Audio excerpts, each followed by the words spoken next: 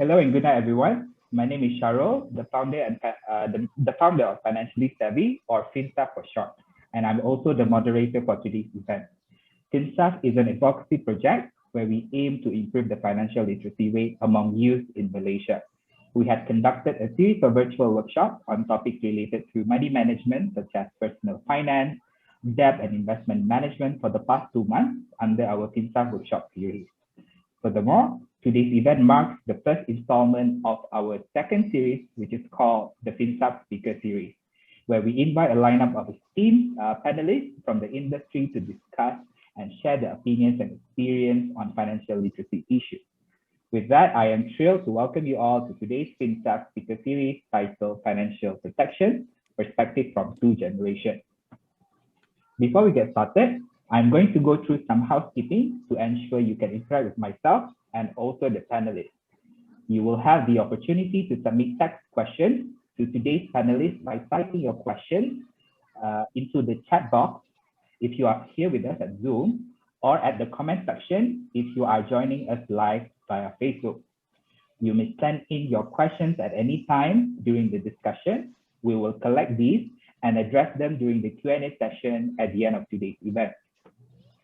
Also, if you experience any issues in hearing today's event, please contact the FinSav committee, as you can see in the participant list. So if the FinSav committee will start with FinSav, then the name, okay, and our support team will help you to troubleshoot any issues. So now, without wasting any more time, I would now like to introduce our panelists. The first panelist that we have for tonight is Darshini Nadarajan, who is an insurance advisor at K & Associates. Darshini, can you share with the audience what is your role like as an insurance advisor at K & Associates? Sorry, Sandy, there was a background sound. Okay. Oh, maybe before that, we would appreciate it if all the attendees can mute yourself so that the discussion that we're going to have will be smooth and then everyone can hear the discussion point clearly. Right, so let me repeat the question. Darshini, can you share with the audience what is your role like as an insurance advisor at K & Associates? Okay, so basically my role as an insurance advisor, I help my clients to go through their overall financial wealth planning. So I basically see what coverage do they need based on their earnings and their expenses. And from there, I try to reduce the gap that they have so that they are financially protected. So that's basically what I do. Yeah. All right. So thank you for sharing a little bit of yourself. All right. Moving on to our second panelist, Malek Ali, who is the founder of FiLife and BFM 89.9. Malek, can you share with the audience what is FiLife and what does FiLife actually do? FiLife is, we just sell very, very simple, basic insurance, life insurance. And we sell it at very, very reasonable prices because we believe that the simpler the insurance, the better. And you can see that our rates are, our rates basically are sort of very, very competitive because of that, because of the simplicity. I have, the reason I entered this this area, insurance, is because I think insurance is way too expensive because I think there are a lot of things that are into it. You add a lot of items into it, like investment, etc. That becomes very complex and really hard to understand. And I guess the vision of FiLife is to make things really, really simple and for people to buy what they need and not anything more. All right. So thank you for sharing about FiLife. So I hope that everyone will now know what, if it's your first time hearing about FiLife, so you might have an idea what FiLife is all about. Okay, so moving on to our third panelist, I would like to welcome Janifer Quinn, who is the founder and CEO of Acorn Consulting Asia. So Janifer, can you share with the audience what does Acorn Consulting Asia do and your experience, in dealing with clients in regard to financial protection products? Okay, hi, good evenings, everyone in Facebook and in Zoom, right? So I'm Janifer. Basically, I'm 40 years old and a mother of one. Currently, she's 5 years old. She's just next to me. Right.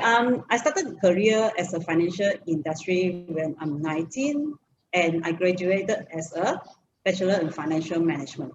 So in these 20 years in the financial experience and industry, basically is insurance industry, I learned so much about money, about myself. This insurance industry is so much that I love it, that there's so much to explore and experience. Because of that, because of my passions or my experience, I actually established Acorn Consulting to really understand what people wanted, right? So we have a business consultant that actually understand the client's needs and give a proper protections solutions. That's very, very important because a lot of time people just buy, they doesn't know what they buy. The important is how we assist them to achieve the financial goal they want to achieve in life. That's what Acorn Consulting Asia, the purpose it is. Thank you. I see. All right. So thank you very much.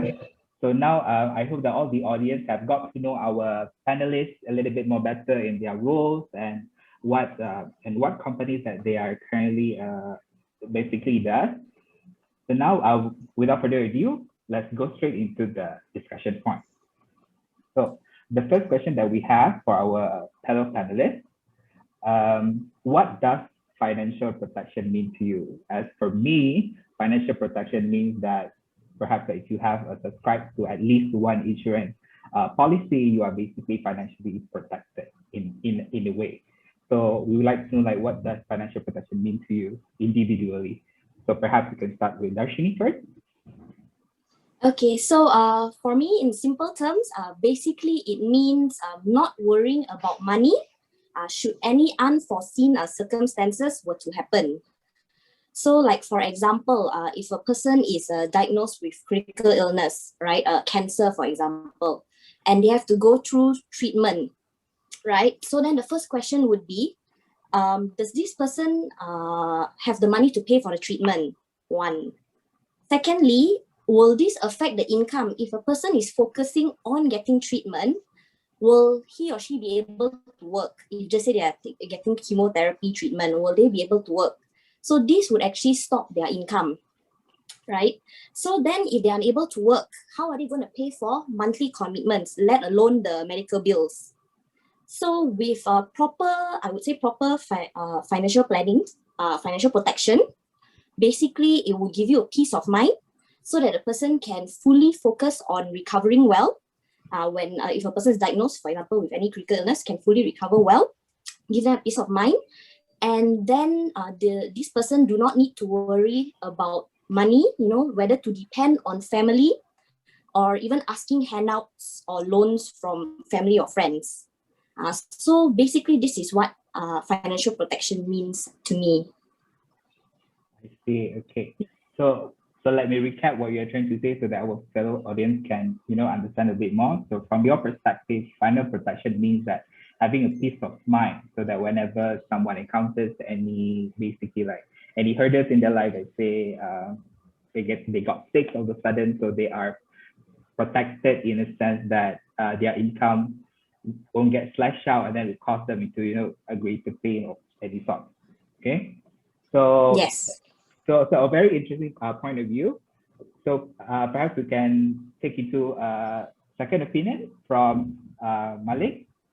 Sure. I think it's to a certain extent it's the same opinion, but it's basically protection, right? It's about protecting yourself against calamities or adverse events, right? Events that you don't anticipate, you can't anticipate, right?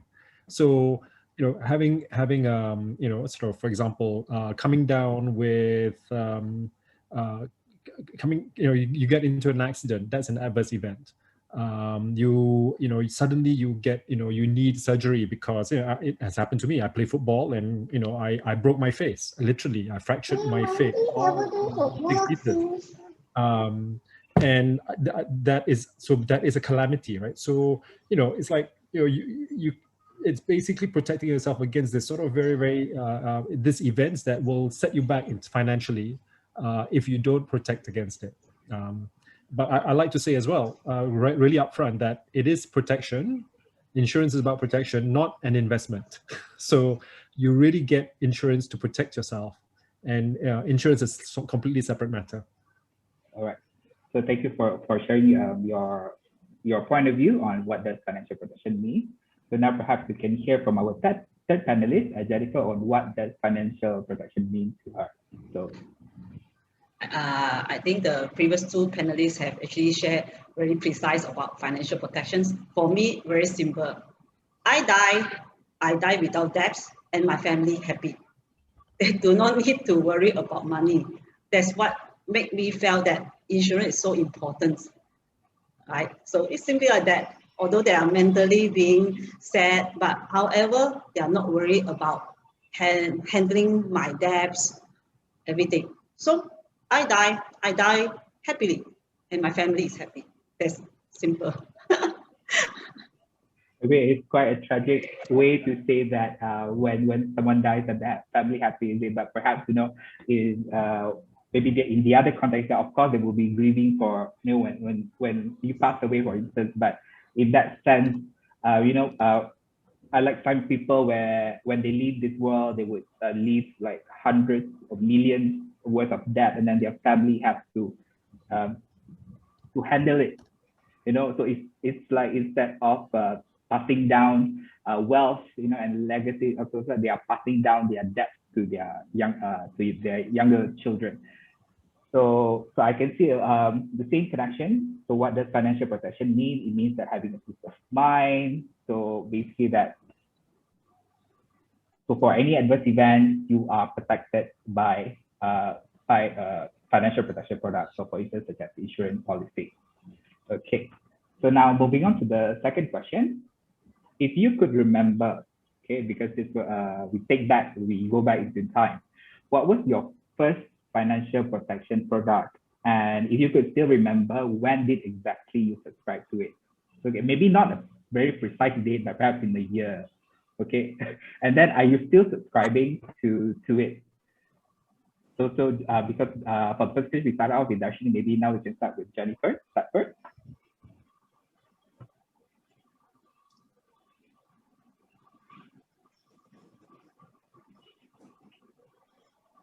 Oh, Janifer, are you there? Yes. Oh, no, I was asking you to go first on the second discussion point, which was like, what was your first financial protection product? And if you could remember, when did exactly you subscribe to it? And then are you still subscribing to it? All right. Okay. As I mentioned in the beginning, I joined insurance industry when I was 19 years old. The first policy I bought was a life coverage of 300,000. So with this 300,000, I remember I called my mom. I said, Mom, if anything happened to me, you get 300,000. So my mom said, how you get this money? I said, don't worry. I nominate you as a beneficiary because you pay money for my education and everything. So in return, if anything happened to me, don't worry, I pay back you 300,000. At the age of 19, I remember I was paying about 150 per month, which is having a 300,000 life coverage. So now this is my first policy, just like my first love. Yeah. So I still keep this policy with me. Yeah. So you have been subscribing to the policy for the past many years, I would say past decades. Yes. Past decades. Okay. So it means that it shows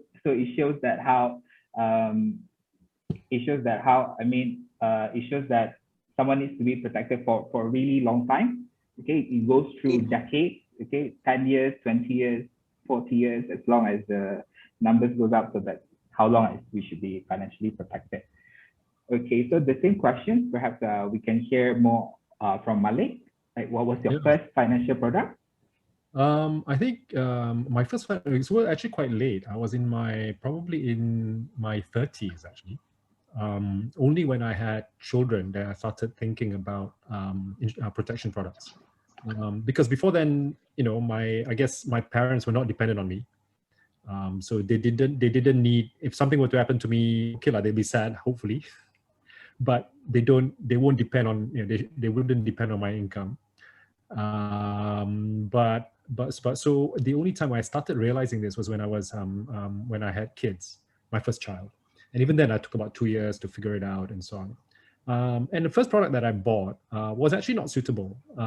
It was just, it sounded okay. It was a reducing term life insurance. I'm like, why? And usually you buy that for mortgages. If your liabilities go down, but actually if you have kids, your liabilities go up. So that wasn't really an appropriate product. And I'll be very honest, everywhere I go, I wasn't satisfied with the people who tried to advise me. And this included what I call private bankers. I was very lucky. In the year 2004, 2005, I was involved in a company. I was one of the pioneers of a company called Job Street, and Job Street listed in 2004, and I had a bit of a windfall. And so then curious about the thing, I spoke to private bankers about this, and everyone was trying to sell me products all the time, right? And then the products were like, not just, it's not 300, what Janifer says, 300 ringgit a month. It's like, oh, this product is $500,000 premium. I'm like, what? What are you doing? So, oh, it's a single, you only pay one. That's it, don't worry. So, I was really actually, yeah. This one? I'll pause for a second. So I was actually quite disillusioned because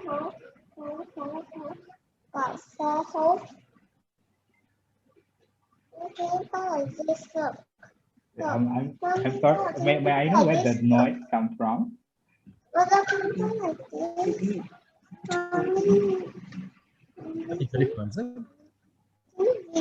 Or perhaps Janifer, maybe you can mute yourself, and then whenever we begin to asking question, then you can mute. Okay, all right, thank you. Yeah. So so everyone was pushing products, even private bankers, even people who are supposed to be great financial advisors, right? But they're not, right? So so I was very, very disillusioned, and I'm like, if I don't understand something, I don't buy it, right? So what I did was my first real time when I remember reading the newspapers once, and suddenly someone who wrote in that newspaper actually made sense. And actually, and it was a financial advisory firm out of Singapore. I'm based in Singapore. It's a financial advisory firm out of Singapore, and they were talking about basically about life insurance, and they're saying, look, if you have kids, all what you need is a life insurance for them. You need medical for them. I'm like, yeah, this makes sense. And you don't need anything else. You don't need all this other stuff and things like that. I'm like, wow, this is, for the first time, there was someone who's actually making sense. And I visited the company. They got assigned a financial advisor, and basically they said, no, Malek, you know what? We don't take commission at all. What we do is we charge you a fee for advising you on your financial plan, and then but any commission that we do, we return back to you. I'm like, wow, that's really interesting, right? Fantastic. So that was my first real, I guess, first waking up, right, to the fact that there are a lot of products on the market, but very hard to, I'm an MBA, right? I don't understand this stuff. And then I go and speak to, and so I sat down, we spent 2 hours going through the whole thing, and they came back with a report and came back and said, Malek, actually you because you have 2 kids, and a third is on the way, you need a policy of, and you wanted this income, you need a policy of about 2 million ringgit. I'm like, wow, 2 million ringgit? So I asked what the premiums were. I was shocked at the premiums because they were not that expensive. And they said, okay. And then they charged me basically about 3,000, equivalent of about, I guess, in Malaysia, purchasing power parity, 3,000 ringgit type, 3,000 ringgit of thing. And then they bought me all the insurance policies. And the return of commission I had was about 10,000 ringgit. So that means the return of commission that went back to me was, paid for all my advisory fees. So I realized that, wow, there is so much commission in this sphere. You are paying a lot for distribution, for people to sell you something. So then that was my first realization that insurance is very, very opaque. There's a lot of products that are overspecified. There's a lot of waste as well. And I think if there are a lot more simpler products out there that can cover you for a lot more, if there was an advisor beside you who actually says, you know what, who's very clear and says, hey, here either a fee, here's a fee for advising you, or just or very transparent. I'm getting this commission, etc. Yeah, this is what's going to happen, right? And I think that transparency is really, really important. And I haven't seen much of that in the Malaysian insurance industry. It's getting better, but still not good enough. I think from a consumer perspective, like what you do, when you start out to purchase the insurance policy, it seems that most of us can relate to that because there are abundance of financial protection products out there. There are just so many policies, and sometimes we as consumer we do not know like how much coverage that we need and whether those policies actually align with whatever that we need. So that's a really good from the consumer perspective. Yeah, I can say your point is, do I still have it now? Yes, I do. I still have it now. And the good news is that there's a review we do a review every year, and essentially what happens is that sometimes when I had my third kid, we increase the kind of like the insured sum. So basically for my children's education, etc. And then, but once they're now teenagers, right? And then, so now, and one of them has gone to university, I can start reducing now. So it's very flexible. I can start reducing. I don't need so much, to pay so much premiums, and I don't need so much sum assured. So I reduce it. And now I'm just planning for essentially, my retirement, right? Just putting my 3 kids through university and then retirement. So it's very flexible, adjustable. And now, we're talking about how to plan for, how putting in place a plan that caters for retirement until that sort of that life expectancy of 85 or 90 years old, right? Yeah. So thanks for sharing your views on this, Malek. So perhaps now we can go to Darshini. So perhaps she can share her, what was her first financial protection product and whether she's still subscribing to it. Okay, my first financial protection product was actually a health insurance that my mom got for me when I was in high school. I still have it. I have upgraded it along the way. So one thing that everyone needs to know out there is that whatever financial protection plan that you have or product that you bought 20 years ago may have been great at that time, but then may not be as good now.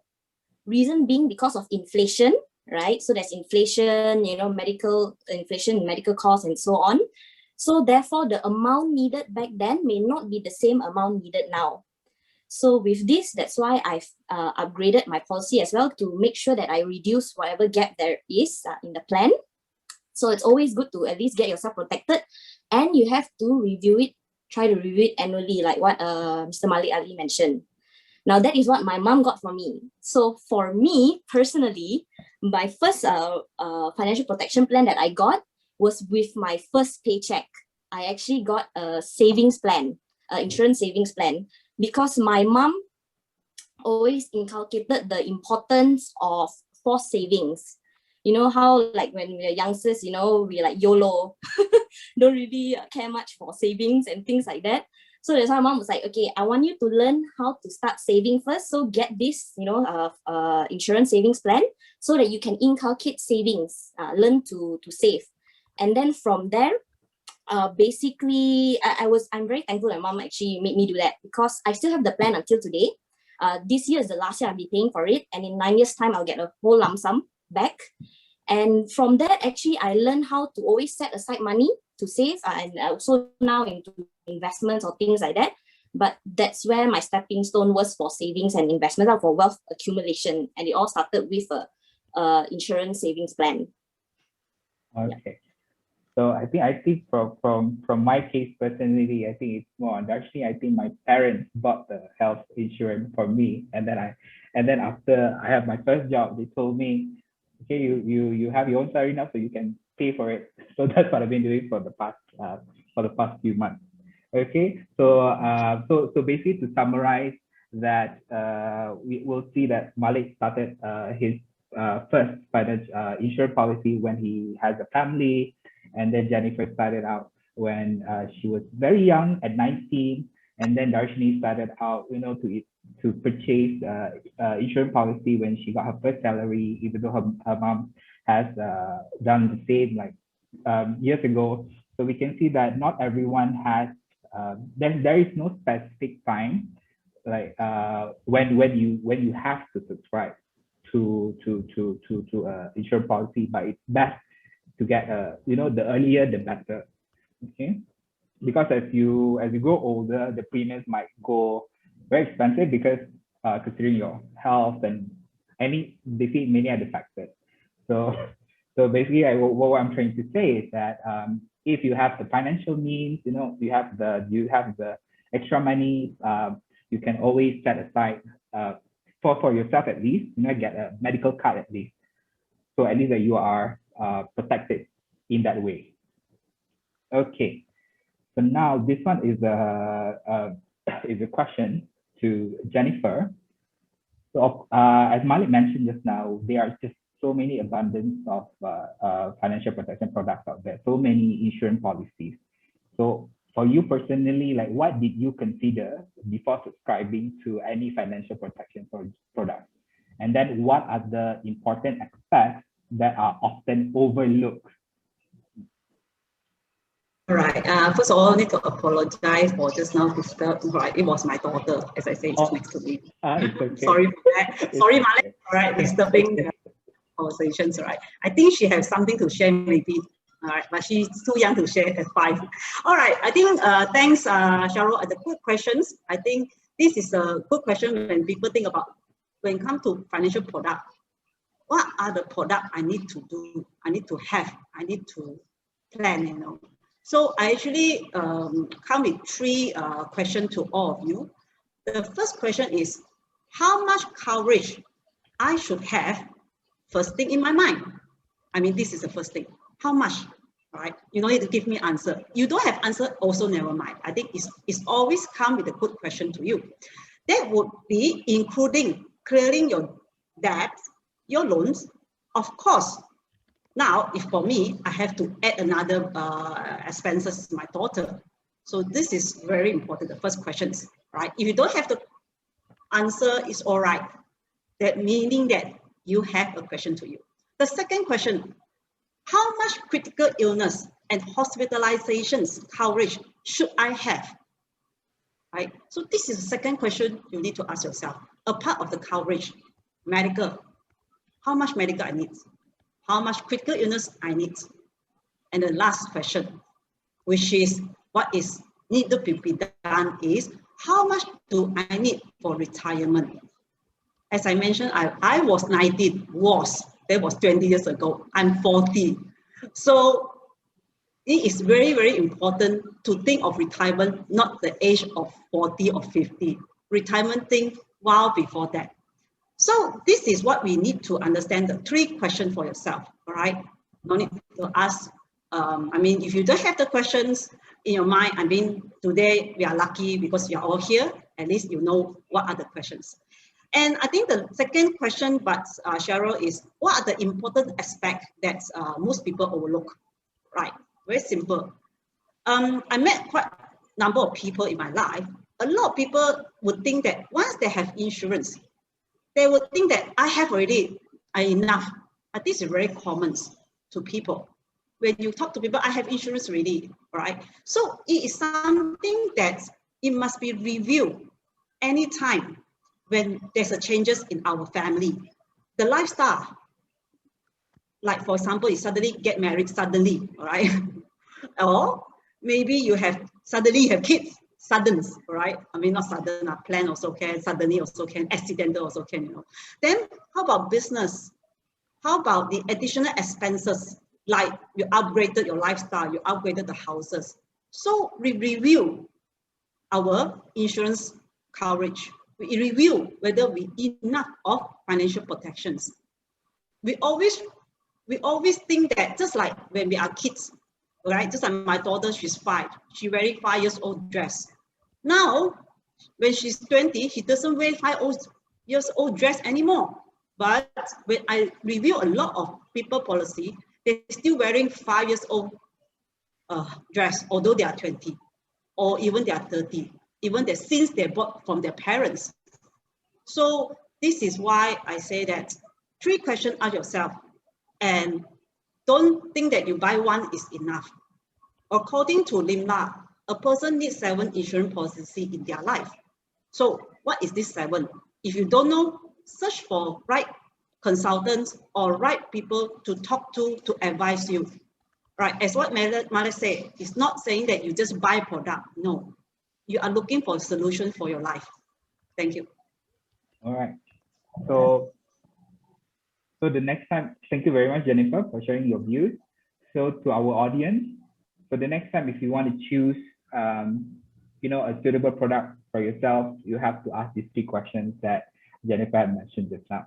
Okay, if you can't answer, it's okay. Then just if you couldn't it by yourself, you can always ask for guidance from a financial advisor or insurance advisor like Darshini. So they could help you basically, like, because some people, they don't know what they want, and they don't know what they need. So that's the whole point of an advisor, to guide you, to show, hey, this is actually what you need. All right. So moving on to the next question. This question is for Darshini, actually.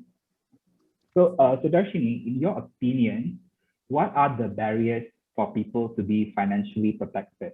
And then how do we financially protect ourselves as we progress into different phases in life, such as, getting our first job, being employed, getting married, and then having a family and all that, and also to plan for our retirement?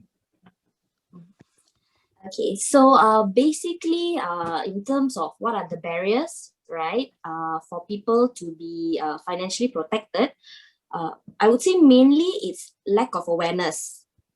If you look at the recent statistic from Liam, Life Insurance Association of Malaysia, basically in September last year, they mentioned that the insurance penetration rate in the market is 54%. And basically the government's initial target was to hit 75% in 2020. So, and Liam also mentioned that this 54% has been hovering around this amount for the past 5 years. This shows that the population has been growing, but not that many people have been purchasing insurance at the same time. So this 54% also does not mean 54% of the entire population is insured.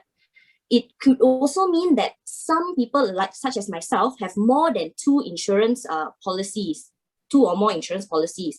So I believe that the penetration rate, insurance penetration rate in the market is probably less than 50%, which means half or more than half of the population is not covered, financially protected.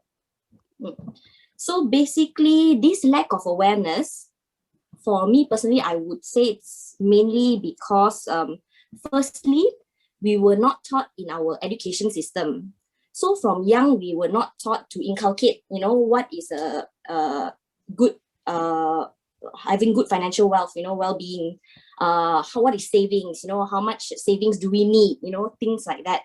So in Western countries, I would say, or first world countries, they actually have these kind of courses for their kids, for children, even from primary school.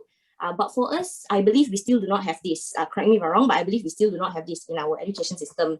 So that's why, because of this lack of awareness that we brought up until we're older, a lot of people are ignorant. They do not know what they know or what they do not know. That's the issue. Secondly, I would also say it's because not every family discusses or inculcate financial values. I believe a lot of families are not so transparent with each other about overall financial wealth planning. I even have clients, when I advise clients, I even have clients who when I'm advising them, I ask them a question like, how much are your expenses, monthly expenses, or how much insurance do you have? And they tell me, oh, I do not know, my spouse manages it. So when they tell things like that, it's also lack of awareness about their own, financial well-being. And when they answer things like that, like, I don't know, my spouse takes care of it. Then my next question would be, if something were to happen to your spouse, right? Then what will happen? Do you know how much expenses you need to fork out? Are you sure that you're fully protected, or your spouse is, well protected so that there's no gaps, and you need not worry about, the income that your spouse is getting that is used to pay for, expenses or things like that. So because of all of these ripple effects, that's where it would be very detrimental to affecting a person's overall financial well-being, and mainly lack of awareness, as I mentioned, is the barrier. Now, in terms of protecting how do we financially protect ourselves as we progress into different phases of life in financial planning? I always call this a change in life stages, like when I talk to my clients. So we will have different, we will always have changes in life stages. First, we are born, we have kids, and then we move on to working. So we are starting to earn an income. And after working, you end up getting married, you have a partner, and then you have kids, and lastly, you move on to retirement. So all these are different stages in life, change in life stages. So the most important thing about this is that whenever there is a change in life stage, change in your life stages, it is very important to, again, review your current financial well-being, your current insurance, whether there's any gap. Like, for example, like Mr. Malek Ali mentioned, he got insurance when he had his kids because you need, and your liabilities increase, especially when you have kids. So it's always important to always check. Even if you change jobs, I believe your income will be either higher or lower, and your expenses also will be adjusted according to what your income is. So that's why it's very important to review with your trusted advisor. The best is annually to review, or when you have a change in life stages, to make sure that if there are any gaps to be filled, you'll be able to make sure that you can fill that gap and be very well protected, financially protected. Right. Yeah. So thank you very much, Darshini. But I think in our chat box, I couldn't help to see. I think Mr. Allen asked, is it the questions about the awareness or the affordability? Because we know sometimes, especially in young age, and I think most Malaysians experience that they are being underpaid. So they might, perhaps they have the awareness and all that, but they just could not afford to set aside 200, 300, or they have a lot of dependents, it's 1,000 per month just for policy insurance. So what did you think of that? Yeah.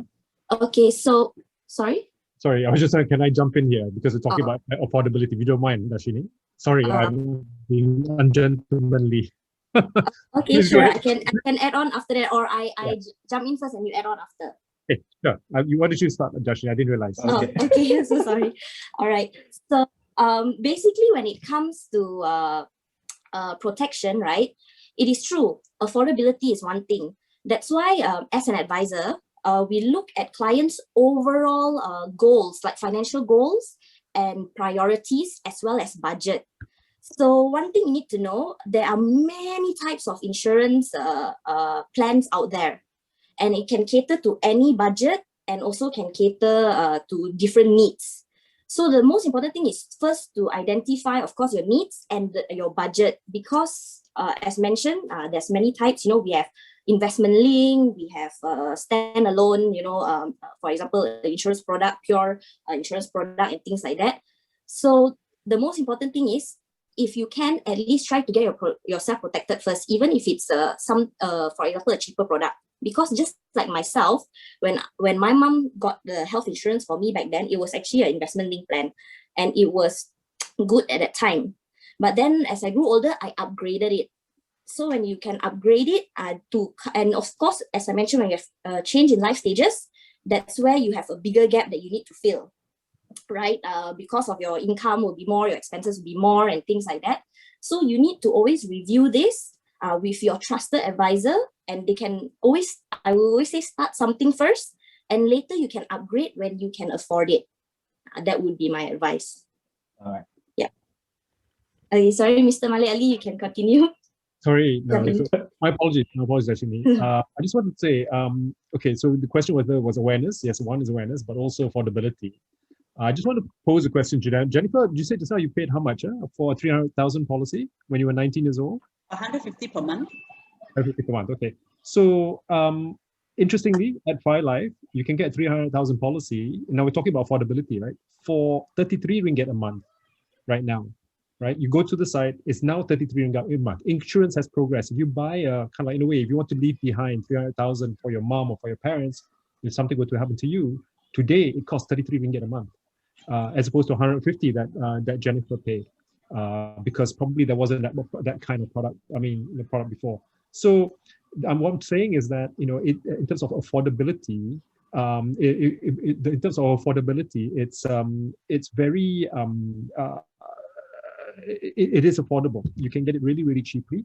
And I think the problem is that when we combine it with other elements like investment product, then it becomes very expensive.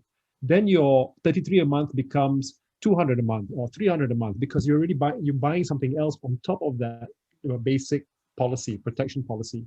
So I think this is the bit where we need to, in a way, a lot of insurance companies have done very, very well in educating people, too well, in educating people that, you know what, when you buy an insurance policy, you must buy an investment as well. You get the best of both worlds. And I can actually prove to people that actually you get the worst of both worlds when you buy an investment-linked policy. So in the issue of affordability, it can be very affordable. Janifer paid 150 a month. Today you can pay 33 ringgit a month for the same. I'm not sure whether it's the same product, but for if you want that basic protection, you can get it for 1/5 the price. Very good, Malek. I think that you actually give a very good, outlet for people to start to have insurance with a cheaper cost. But always remember, all right, review the policy is important, all right? Not only like product. Mention that it's just a product where you don't even know what you buy. You just buy for the sake of buying because of the price. So it's always review, right? So this is very good. I think Malek has just shared substantials on his experience to everyone that is pretty well executed. But again, go back to the questions that the 3 questions is always in our mind, right? And then I think this is good. Thank you. Sorry, I just want to add on to Ms. Janifer's response as well. I always believe that there is no perfect plan, there is no perfect product out there. Again, all plans have their pros and cons. So like what Ms. Janifer mentioned, you must always look at all the pros and cons of each plan, like the overall details about the plan before you purchase. Yeah, okay, thanks. All right. So I guess the question pretty much, we have a lot of point of view from all of our panelists. So just to sum up, just for our audience. So again, we always need to look into the product itself, because sometimes not all products is aligned with what you need. And of course, when it comes to awareness versus affordability, you can always take whatever that you can afford now. And then when later in life, when you get a better job, or you get promoted, and then your salary is increased, perhaps you can purchase, to a higher premium for yourself and perhaps for your family and all that. All right. So now moving on to the next question. This question is for Malek. So Malek founded FiLife. It's actually an insurance tech or insurtech company, right? So Malek, perhaps you can give out your opinion, like how has the insurance market evolved with technology, and will insurance become affordable in the future, or has it become affordable now? Yeah, I think actually, to be honest, when you look at the insurance industry, the insurance market, the life insurance market is actually very, very stagnant.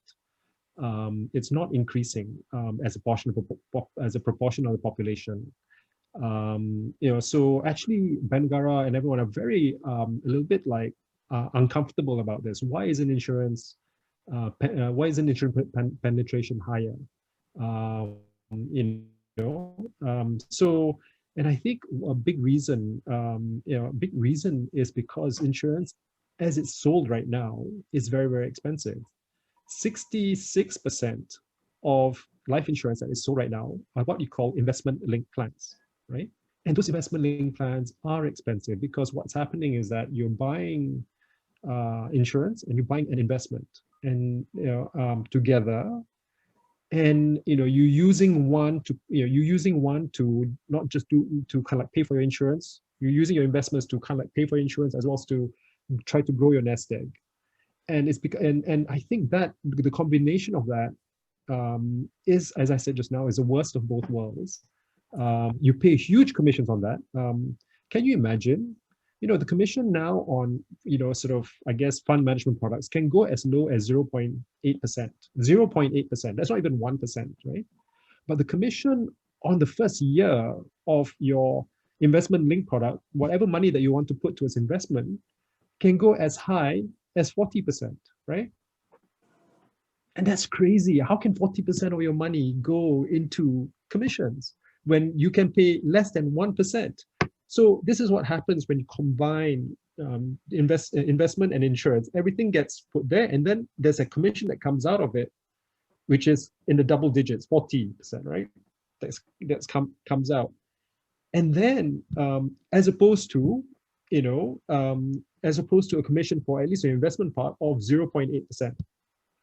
So what immediately you can see how expensive insurance companies, and that's why insurance companies, because they're paying these commissions, in the end you pay it as a consumer, but insurance companies actually pays the distributor, the agents and so on. And because of that, they lock you in for 10 years because they need to make back whatever commissions that they've paid, right? So basically, you are really paying for someone to sell to you an investment linked plan. Now, there is a way out of this. The way out is, first, buy a plain vanilla, simple life insurance plan. Just buy that, just for protection, nothing else, no investment. And then take, so let's say you're Janifer, you're 19 years old, you got 150 ringgit a month to put aside, which is really what happened. So she takes, out of the 150 ringgit, she takes this 33 ringgit and pays into an insurance company, right? Whatever, that can be Fire Life, can be anyone, doesn't matter. But you buy a plain vanilla thing. And the rest of your, 100 and, your 120, 117 ringgit, right? You put it into, like stash away, and you just do that yourself. You just pay 33 a month on your life insurance premium, and you put, 117 ringgit into a robo-advisory. And that robo-advisor will only charge you 0.8%, right, every year for the service.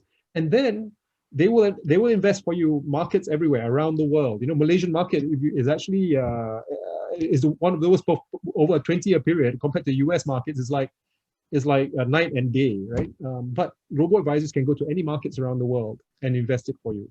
And then that's all you do. All you have to do is just have the discipline to put 33 a month towards your insurance and 117 ringgit a month, 127 ringgit, 117 ringgit a month towards your investment. And you don't get 40%, 50% commissions deducted out of it. You only get 0.8% deducted out of it. Done. And that's where I think going forward for the future, is that, especially if you're young right now, please, our parents, I know, are concerned about us, and I hear, Darshini, your parents bought you something for you to build on, etc. But sometimes our parents buy us wrong things, right? So I think we need to look at it and say, hey, Dad, Mom, what did you buy me? Oh, okay.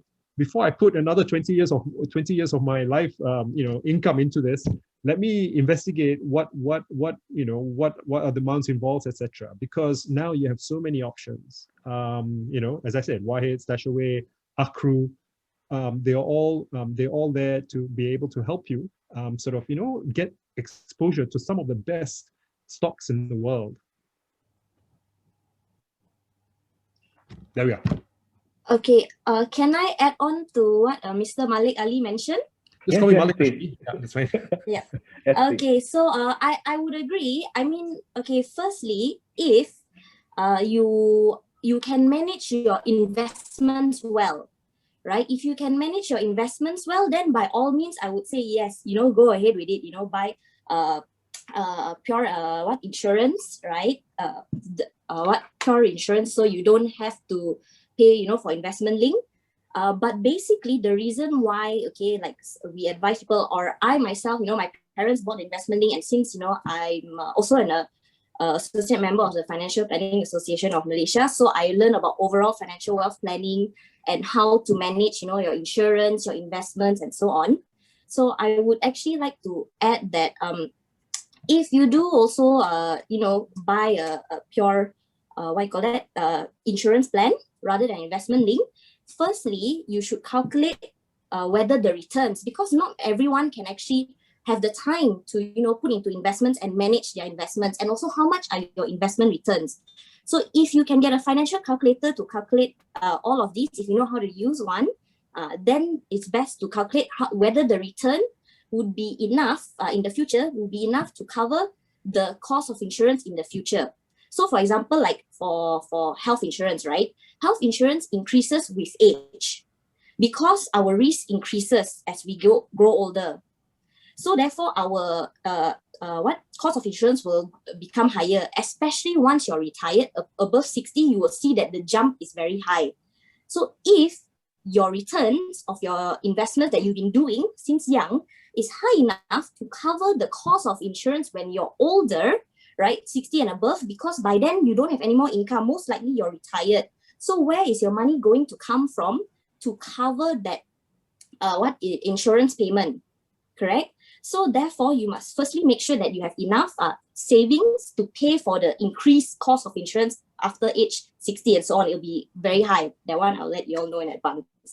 Secondly, I will also say why people recommend investment link is because, as what Mr. Malek earlier mentioned, also you have investment portion. You, depending on the insurance products and their return on investment, they will actually show how are the historical returns. Of course, it does not project the future return, but you can get a rough idea, right?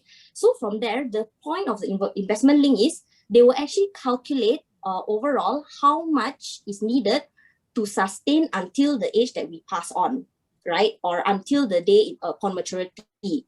So for example, if the maturity is at age 100, then the reason why it's higher is because they're actually calculating in how much the cost of insurance would be when you're older altogether, and they will actually invest. So for example, now if our cost of insurance is, for example, at a 20-year-old, maybe it's 100 ringgit but a month, okay? But they charge you about 500 ringgit a month as an example, okay? So then what happened to the 400 ringgit? So then the 400 ringgit will actually go into the investment portion. But as you grow older, maybe your cost of insurance when you are 60, it could be 500 or 600 a month. So then you have where is that gap? If just say you were still paying 500 ringgit and if it's 600 ringgit a month, where does the 100 ringgit come from? How do you pay for that cost of insurance? So basically this 100 ringgit will come from your investment portion. So basically insurance companies will help to invest the money for you when you're younger, so that when you are older, they will deduct that money from from your investment to pay for the cost of insurance. So you need not worry about paying more when you're older, and you still pay the same amount if it's able to sustain. That's what we call actually sustainability of the policy. So this is one thing that you all would need to consider. If you are able to manage your investments yourself, then by all means, go ahead with the pure insurance plan and you can invest the rest. If not, then I would say you would want to look into investment link, because the insurance company will invest for you. So therefore, again, all products have their pros and cons. You need to know which one is suitable for you. All right. Yes, that's what I'll add on. Actually, the next question that we have for all the panelists is to discuss between investment link plan or pure insurance plan. But I guess Malek has shared his views, and then Darshini also shared her views. So perhaps we can get Janifer, to share on whether, if you were to recommend an insurance product to young adults, would you recommend an investment link plan or just pure insurance plan only? So now I can be a judge for Malek, or I can be judge for Darshini, right? Right. All right, I think it's really fun, right? I think with the different perspective of when our talk of this is like financial perspective of two generations. All right, so I think Darshini is younger than me. Malek obviously is mature than me, right? So I kind of like middle. Okay, basically if you ask me, it doesn't matter whether it's investment linked product or what kind of pure insurance product, it doesn't matter, because both of them give us equally things, the job. Both of them give us the job that we wanted, is be protected. I think it still go back to the questions. I always ask the young people, I say, go back to the question is, have you covered? If you are not covered, just like what I always say, like my first love, right? I doesn't know that first love can be cheap, all right? As now,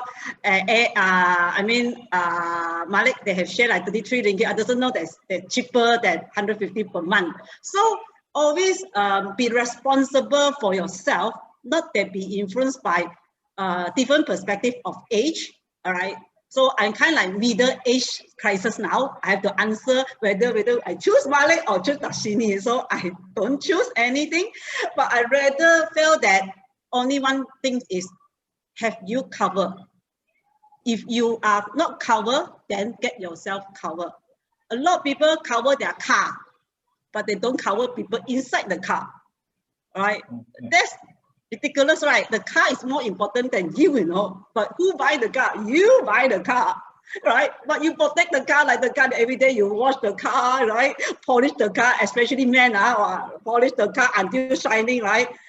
But you protect the car, you don't even protect the person. Just like you protect the eggs, the golden eggs, but you don't protect the goose.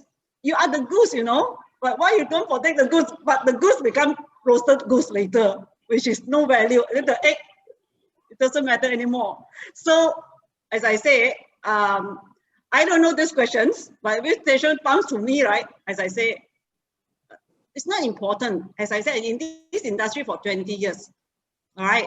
Although I don't know whether I look young or not, but I think that I look young. So I felt that it keep on revolutions. Financial industry is revolutions. A lot of changes, all right? So are we well educated or not? Are we understand about money or not, right? Then you have to understand money and yourself in order to know how do you plan. When you don't even know yourself, you just listen to what people say, you just do. At the end of the day, you have a tons of policy that you don't know what you buy. You have tons of things that you don't know what you have. And then because now internet, just like my daughter, she's 5, she can go to Lazada and buy stuff. Just click, click, click, click, click, click, click, right? And then there's one day I open my Maybank to you. There's a transaction of 79 ringgit. She bought a Hello Kitty bag. So now the house full of toys. All right. So I change the password, I change everything, because Lazada is everything go into directly payment for credit cards. So I just cut it out. So a lot of time is we buy because we listen to people, what people say. At the end of the day, we don't know how to manage. So you are being managed by people or you manage yourself. I think the question is more important than to differentiate the product, whether it's pure life or investment link. For me, I have everything, but you need to know which thing is most important, right? Yeah, right. Sharul, give me a very difficult position to answer. But Can I add on to that? yeah, please. So I just want to reiterate like what I mentioned earlier. Basically, there is like what Ms. Janifer also said, there is no perfect plan, right? So all plans have their pros and cons. The most important thing, like what Ms. Janifer said, is of course, we as advisors, we look at the client's goals and priorities and their budget as well. And then from here, including their financial personalities. So financial personalities can mean like, is this person a risk taker? Can they take risk to invest more and to buy a pure insurance plan? Or is the person not really a risk taker, therefore, they want to take an investment link plan? So all of this, again, depends on the client's goals, priorities, their budgets, and their financial personalities. Yeah. So that's basically what I want to add on. So I think Malek, please, if you have add more points, so please before I conclude this very debate. No, I just sorry. This is now I bring a little bit of my a bit of my sort of arguments in a way to say, look, guys, we can say things like, oh, it depends, it depends, it depends. But I guess what people want, generally people want to know, have a bit of clarity about what they need to do, right? We can't just kind of like say, oh, it depends, everything's okay, so long as you have insurance, it's okay. I don't think so. I think that's a problem right now, is that we need to provide some clarity as financial advisors. We need to provide clarity. So one of the clarities, one piece of clarity that you can do is, it's not expensive to consult a financial advisor. Do that. Ask them, look for a licensed financial planner who can help you, right? And most financial planners, the first meeting is, they don't charge you, right? For the first meeting, they just get to know you a little bit, as what Darshini says, find out your risk profile, etc. But the second thing is, I must say, what I disagree with is that, all products are okay, depends. I say there are some products out there that are not good for you. There are some products out there that are not suitable for you. And, so I'm putting a stance to say, investment-linked plans, I see very, very rarely do I see investment-linked plans being good for you, meaning I think the amount that are involved in investment-linked plans, you do much, much better if you were to separate the protection element, which is insurance, and the investment element. And I disagree a little bit with Janifer to say, hey, I'm thinking like, I'm a Gen Xer, right? I'm the only one here talking about robo-advisory services, right? Which is supposed to be a millennial product, right? And I believe in this millennial product, so-called millennial product. I believe in it because, in those days you get charged unit trust. In those days, people want to take out unit trust from your EPF, etc. to join your trust. How much is the commission on that? 4%, right? Better than investment-linked plan, 40%, but still 4%. And when 4% in a KLCI market that does not make 4% a year is, or 5% a year over a long period of time you don't grow your money, right?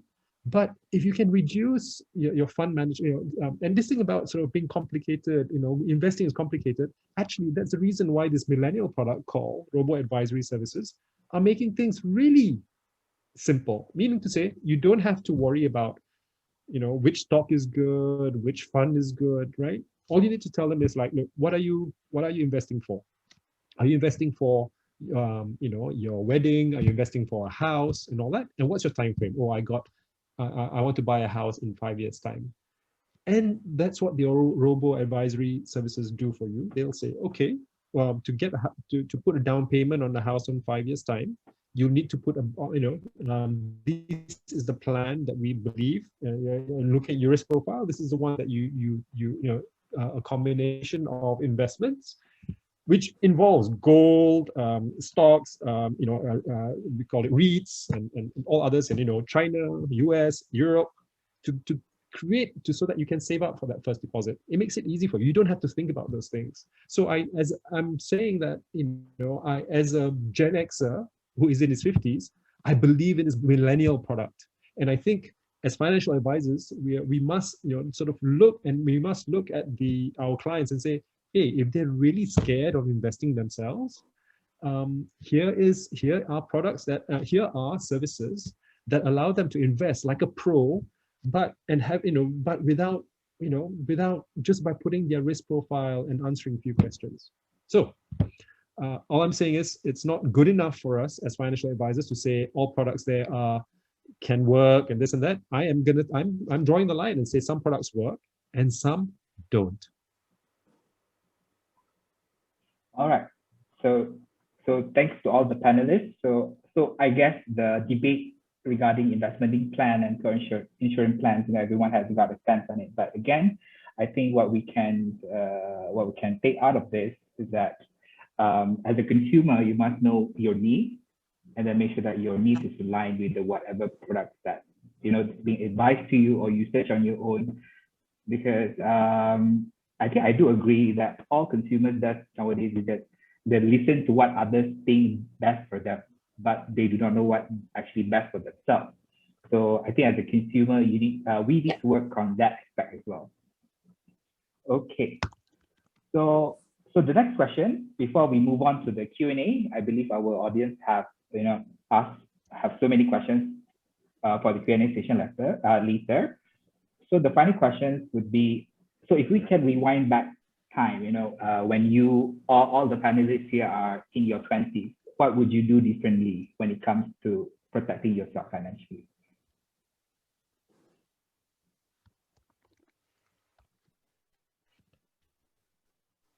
Let me say, as the oldest person here, I'm 54 years old. My official retirement age is 55 next year. I wish there was a robo advisory service when I was young, that I can put like 200 ringgit every month towards, but it wasn't there in those times. So I wish I had a little bit of that sort of like thought about putting away 200 ringgit a month, but not towards when you're young and you don't have any dependents, just put it towards an investment, right? So a robo advisory service or whatever, just do that. So I think that would be one thing. The second thing, if I realized looking back, I'm and I learned this a bit later, but when you're my profile, which is kind of a high risk profile, I start businesses, right? I've started 3 businesses. One failed, one went well, and now we have 5 Live. BFM is well, and now 5 Live. With that sort of aggressive profile, I do need a more conservative kind of like personal finance profile, right? Because I'm investing a lot of my time and effort. So in a way, what I was fully aggressive when I was in my 20s and 30s. I put all my money in my business. I didn't put anything aside for anything else. I thought, no, don't worry, I'll get to that in the future. It worked out all right in the end, right? But at one point in time, yeah, I owed the bank, 300,000 ringgit with no other, I was out of a job and owing the bank 300,000 ringgit because my first business failed. So one thing I've learned is basically, how much, make sure that you have a financial reserve that you put aside. It start as low as, it doesn't matter. Inculcate that habit that Darshini mentioned. Inculcate that habit of putting a certain side a month. If you get an income, right, first thing you should do is actually, this is some automatic, simple things that you can do. When your salary comes into your bank account, make sure there's an automatic deduction to your savings account. Another separate account is your savings account. Make sure there's an automatic deduction. So say you get 3,000 ringgit a month in salary, take 300. Say your salary comes in on the 30th of every month. On the 1st of every month, you make sure that money, 300 ringgit or that 3,000 goes into a savings account, right? Do that, automatic. And then basically you spend your 2,007, but let that 300 go immediately take off. So basically in your mind, you're just getting a salary of 2,700 ringgit, 2,700 ringgit. That 300, put it aside. Don't leave it in a savings account. Build your 6 months reserves first, or even a year's reserves. Basically build it up to about 3,000 to 5,000 ringgit. Right, and then what you do is then you start, then choose what you want to do with that, right? If you have no dependents, you don't need life insurance. You need if your company doesn't provide you a medical plan, get a medical plan. But but for this particular pot, save it and invest it. Invest it. If you don't know how to invest, just go to a robo advisory service.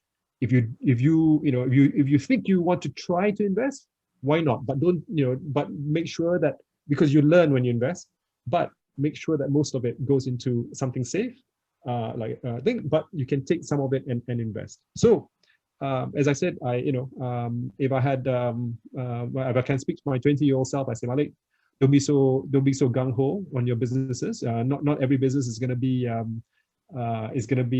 rocking, right? Some of it's going to be kind of like you might fall flat on your face.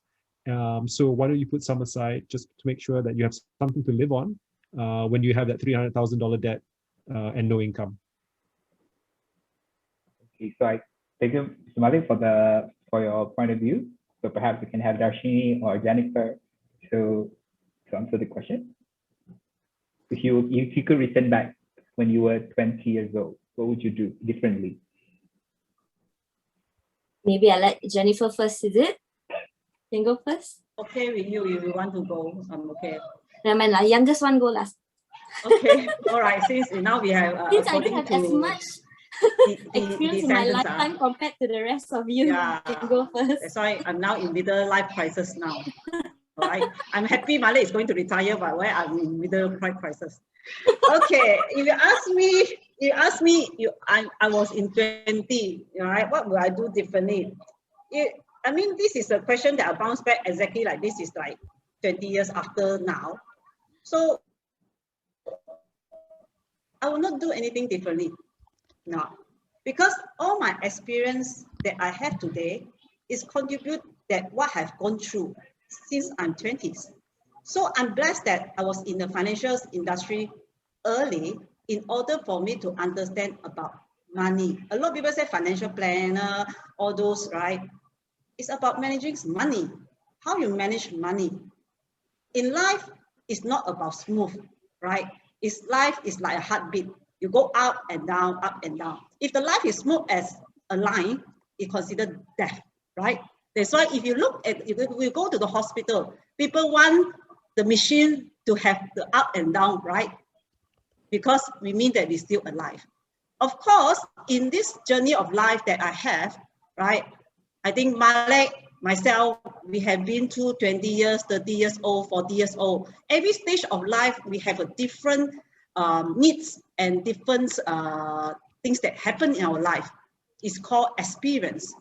It's called values. So in humans, what is your values? We can use monetary value as a coverage, as a money values, but it's values that is very, very important. So I will not do anything change. I am who I am. That's why the reason why I have Acorn is because I want to educate people about what it is financial, what it is money. Financial is a word that's so bombastic, right? Then in line with AI, now everybody is AI. We talk to Siri. My daughter talk to Siri. Siri, why you don't talk to me? Siri said, I'm a computer, you know? So this is how the world is going to change. We need to know how to use a computer with the knowledge that we have. If we don't even know how to use computer, then we need to learn it. It's same with financial. My good friend told me one thing. Everything has been evolutions, all right? People sell things, it's all evoluted. But financial still is the last industry actually moving to be evaluated. It's because of the knowledge. It's people of the awareness, right? People don't know what is meant by sustainability. People don't know what it means by financial, the words. Everybody talk out, I'm a financial planner. I ask what you plan, What do you mean by financial planner? Yeah. What do you mean by financial planner? One thing, you manage your own money. That's why in Acorn, we basically guide people to understand how you manage your money. All right. It doesn't matter whether it's what kind of product. It's the money, it's the management. Malek says correct. Have you have enough reserve? Today I ask you a question. Today we do business or with employment.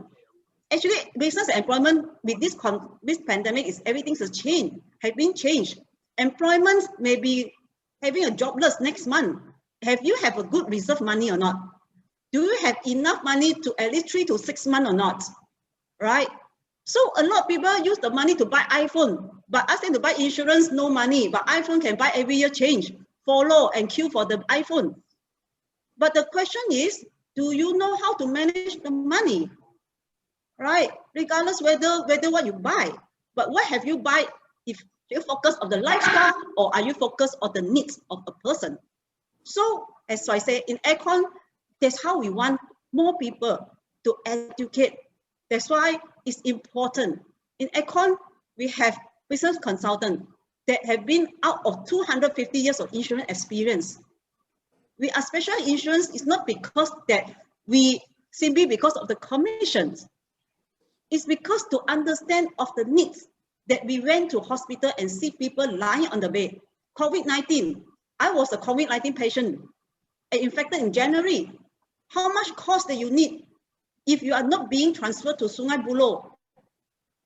You have been in Sungai, Sunway Hospital, everything have money. Either you prepare or not to prepare. So we have to understand that the changes is coming, but the changes is coming, we need to also understand, are we prepared for the changes? If you're not prepared, go and learn it. Go and learn for it, right? And attend this event like today that I think is a beautiful event that sharing by a different perspective of people understand. At the end of the day, nobody will give you a solutions until you understand what you really want. So as I said, in Acorn, we really want not only our consultant, it's all the people surrounded to be not only know how to earn money or how to spend money, is to be a financial savvy. That's why why are we here? Financial savvy, right? To be a person to understand your money, yourself, not us. We only can advise, but we cannot make you decision. If we make you decision, then what you live for? What you want to live in a life that you help people help you to make decisions, right? But I'm happy that my dad, he always become an echo to me. When I ask him question, he'll ask me back a question. When I talk problem to him, he'll talk back the problem to me. So he every echo to me. That's why he say one thing, a decision is yourself. It's not people give you things that helping you to make a decisions, right? So you have to learn from where? Experiences, right? So life is not as smooth as possible, but life is full of journey and it's a beautiful moment. That's why I say that I doesn't change. I am who I am today. Yeah. Thank you, Cheryl. All right. So you quoted financially savvy, so that's the name of the project which I'm currently running, which is called Financially Savvy. So because I'm a young person like myself, and I know I have a lot of peers, my friends back in uni, and also my work colleagues and all that. I feel that not all of them are financially savvy. When it comes to managing their money, they always like to YOLO. You only live once. Spend all your money during the weekend, eat out every single day, and then they don't allocate enough a portion of their income towards investing, towards insurance and all that. So that's what we hope to do here at Financially Savvy. All right. So so Darshini, so now what would you do differently if you were Okay, fancy? so this year I'm 32. So basically, I could share a bit more of the past 10 years in my life, what I've done. So, I graduated with a BA honors in International Business Management in 2011. After that, I was in the corporate field for 6 years before I actually moved into the financial services industry. So in 2018, that's when I actually joined K & Associates, which is a life insurance agency representing Great Eastern Life and Great Eastern Takaful. And a month later, I actually got my license to be a unit trust consultant and a private retirement scheme consultant with Public Mutual. And in 2019, I actually became an associate member of the Financial Planning Association of Malaysia. Last week, I just finished my final module for the CFP, Certified Financial Planner Certification. So hopefully, if all goes well, fingers crossed, next month I will be a Certified Financial Planner. So with this, basically, what I want to say is overall in life, similar to what Ms. Janifer mentioned, in life, we will go through many obstacles, many experiences that we've gone through. So for me, I wouldn't be in the financial services industry, a financial advisor, if I didn't go through all these different stages in life. So previously, I was actually in the theme park. When I was in corporate, I was in theme park education industry, and now I'm actually in financial services. So how things have changed. So in life, when you're in your 20s, I will not look back and regret anything because I wouldn't be the person I am today. Financially, I would say so far I've been quite blessed because, as I mentioned, my mom inculcated about savings and insurance to me when I was young, since I was young. For those of you out there in your 20s, I would say it is good for you to get to know and understand what is financial planning and know how proper financial planning can help you through your lifetime. And if you need advice, like what our other two panelists mentioned, Ms. Janifer and Mr. Malek mentioned, if you need to seek advice from financial advisors, the first advice normally always it's free. So be brave, go ahead and ask people. It's free. I will happily give advice. If you text me on social media, I will happily, happily help you to identify your goals and see how you can achieve your goals, help you along the way, because that's what I'm passionate about, to help people. So basically, this is what people in their 20s should do. Thank you. So I guess in a way, because I'm 25 this year, so it's still not too late to make these changes. Never too late. It's never too late to start. It's only late when you don't start and you wait until it's too late. Yes. Yeah. Always start as soon as you can, at the moment you know. All right, that's the perfect way to basically wrap the discussion point that we have had for the panelists so far. Okay, so now we will straight move on to the Q&A session. All right, we have one question from Noor, who is with us from Facebook. So the question is, how is the insurance market impacted during COVID-19?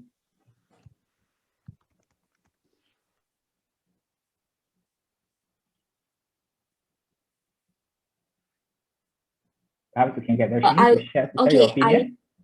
So how it was impacted by COVID-19, I would say it has increased everyone's awareness overall about insurance, because even I have some clients, for example, they actually mentioned to me that especially during last year when COVID-19 first started affecting us Malaysians, right?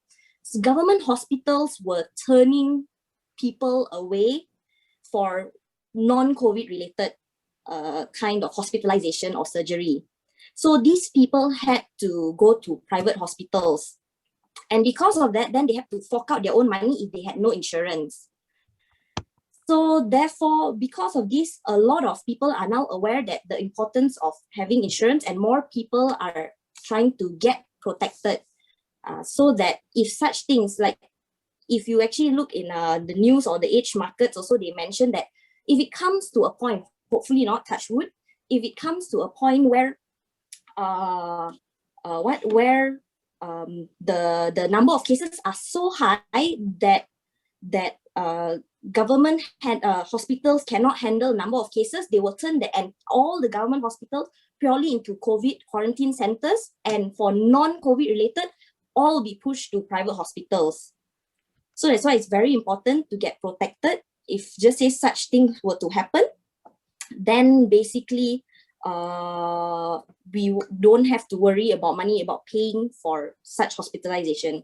Or in terms also, because of COVID-19, in terms of life insurance, also similar, it can happen to anyone, COVID-19.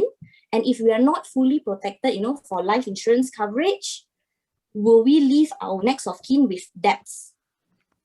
So if the unforeseen were to happen, a person diagnosed COVID-19 unfortunately passes away, then you have to look into all of these. So I would say there is more awareness now compared to back then on the importance of financial protection. Yeah. All right. So does Malek or Janifer want to answer the question, or we can proceed to the next Q&A? How has the insurance market impacted during COVID-19? Okay, now we are from younger to okay. All right. I think pretty much Darshini has shared. You asked me during this pandemic, is the insurance business have been affected, or is the insurance have been affected, and so on. Actually, if you look at it, is this pandemic, a lot of things affected, but only the necessary things are not affected, like food, like oil, like we need the vegetable, I mean, these are the things that we actually affected. But insurance, no, right? I think insurance premium increased comparative previous years to last year and this year, right? And because of this COVID-19, people start to aware about the importance of insurance. Yeah, so as I say that beginning of the year when I COVID, right? The first thing I call my friend, will I die? So my friend told me that, how many insurance you have? So I go back, it's only 5, right? Whether I have enough for her for income replacement, when I focus about my income replacement, you know, yeah. So, and then started when Malaysia's cases increase of COVID-19, even my surrounding friends, family affected, right? It's affected emotional to me as well, yeah, because, all right, and a very close friend of mine, her uncle and auntie is now in Sungai Buloh in ICU with the 10, I don't know, 10 or 15 of oxygens, you know. So still, they need to say that they need to prepare for the final expenses for the mother. So this is something hurt me when it come to this. But another side that I still alive, all right, God bless, I'm still alive, I'm still here, all right, all right. So I didn't, I have a very bad full-blown effect I have, okay, like loss of taste, you know. When I lost the taste, I lost my life because I love to eat. So when I really start to realize about the advantage of insurance, so a lot of people just call me about, hey, do I have insurance? Do this medical cover insurance? Or do this, my insurance cover COVID or not? You know, all these things. Right? So I think all insurance companies, they work very well. Then they come up with the solutions that if happen to be COVID, okay, there's support are given you, you know. So when I kena COVID, Etika, all right, Etika actually is Acorn main principle. I was given a 5,000 cash relief because at that month I was not able to do my work, right? Because I was not able to do this. Right? Then at the same time, some insurance company paying like cash relief 1,000. Like there's even if a person die because of COVID, they have been paid off and so on. So I think insurance company work very, very well on this. And in addition, even vaccinations are being imposed that if you have side effect or even you have critical side effect from that are being. So I think this COVID, if you ask me, a lot of people say COVID has been very bad affected people about life. I think looking at positive perspective is we value life, we understand more about life, then we aware about how much we need and then how much things that we need to think, you know. So I think the awareness gives us a lot. I think with this COVID and the case increase, Malaysia, I think although we are not fully locked down like my sister in Australia, there are one case they locked down 5 days. Malaysia have 10,000, nearly want to have 9,000 cases, right? We still open up, you know. So only thing that we need to care is care ourselves, right? Understand ourselves and well protected ourselves. That's why we always say that stay safe, stay healthy, right? I think it is very important. You know, so insurance have not been affected. Insurance have been in this world, right, since 100 over years. If you're looking at it, like it's a two World War, you know, like World War I, the insurance have been in the market already. Then World War II, but now if you ask me, COVID is it World War? It's still a war, right? But it's something we can't see. That is what is so. Something we not see, you know, that is make us fear, right? It's not the monetary, right? It's not how much, you know, it's the fear. So insurance is something that we can transfer our risk to things. What are the risks? Risk is the fear that we might, things that happen to us, right? So I think that COVID doesn't change, but giving better awareness and understanding about us and protected. Yeah, so stay safe and stay healthy. That's what I want to say. Yeah. So thank you, Jennifer. I think we can answer one more question. I think Mr. Malek could help to answer this. It's from Jaya. So he asked, what is the correct way to calculate how much life insurance coverage a person needs? For example, a father with 2 children below 12 years old, wife is employed too. Okay, so a couple of questions based, actually it's about, you want to make sure that your kids have some of money that will last them until they're financially independent, well, until they can work for themselves, right? So when you have, you have a 12-year-old kid, let's assume, in Malaysia, they say graduate a little bit later, maybe 23 years old, they get their first job. Let's say 25, just give them a couple of years. So basically you need to make sure that, if something were to happen to you today, right? How much would they need for them to have living expenses and education expenses from your kid to become 12 to 25. If you have 2 kids, the same thing, you do the same thing. And then to figure out as well, how much does your spouse need? Does your spouse depend on you for income? If she's working on her own, that's good. But if she's not working, then you have another, you have a third person also to make sure. So all that you have to calculate out. The good news is, I'm not saying that this is, it is a bit of like, if you want to just have a first attempt at it, I'll put on the link later a calculator, a simple calculator where you just say, how much is how old is your child? You want them to go study abroad? You want them to study locally? That kind of thing. And you can enter some of these details. Or do you have a mortgage? Do you have a car loan? And just put these things. And within about a couple minutes, maybe about 5, probably about 8 questions. And then you can have a sort of a rough, kind of like a first cut figure, which I think you should, in a way, it's for yourself. But I think you should confirm with a licensed financial planner if you really want to go into the details, right? But what we did at FiLife is to create a little calculator that you can do that. I'll put it on the link after this. But the principle is that you want to be able to cover the time when until they are financially able to support themselves. And generally is when your kids hit 23 to 25 years old. After that, they're on their, they're on their own, right? They have to earn their living, and also for your spouse. If you have parents, if you have a mortgage, you don't want a big mortgage. If you have a mortgage, and you want to make sure that they don't worry about paying for the roof over their heads. Make sure that that mortgage is covered by your life insurance. So I'll put the link in there. It's just, again, as I said, just my caveat is, take it as like a first cut. And if you want more details, please consult licensed financial planner. Okay, I'll do that now. All right, so thank you so much to our panelists. I think we have exceeded the original time. We said we want to end like 9:30, but I guess all our 3 panelists have really given very good advices and shared their experiences on the discussion points. So I think without wasting any more time, because we do promise to our attendees that three of you will win a GrabFood voucher worth 20 ringgit. So I would like to invite my colleague Ubada to just lead the lucky draw session. Hi. All right. Let's share my screen. All right. All right.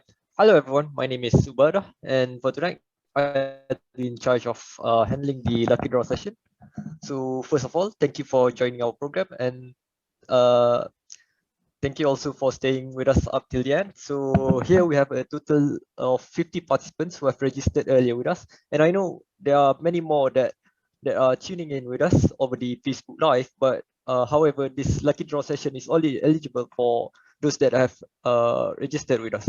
So for this lucky draw session, we will only select up to 3 random participants, and they can win a 20 ringgit GrabFood gift card. So without further ado, so let's start the wheel of names. Right. So the first person to win for tonight will be Hey Ki Yin. Congrats. So Hey Ki Yin, later we will email the prize to you once the event ended. So for the second lucky person for tonight, we will have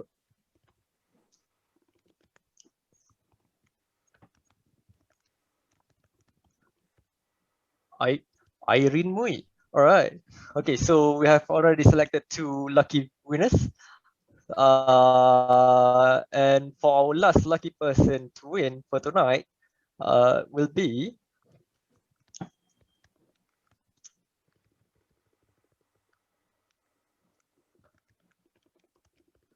for Sanwajdi. All right. So for the 3 winners, Heiki Yin, Irene Mui, and Fursan Wajdi, congrats to you guys. We will later email the prize to you guys once the event ended.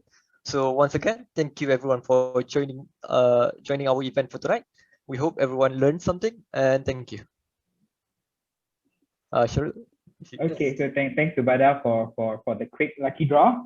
So it's what we promised to our attendees. So again, we have come to the end of our session. Again, thank you very much to our panelists for agreeing to join FinSav for tonight. Okay, we truly appreciate that you have taken your time to join us, and also to all of the participants who are with us in Zoom and also with us at Facebook Live. So thank you very much for tuning in for the past 1.5 hours. So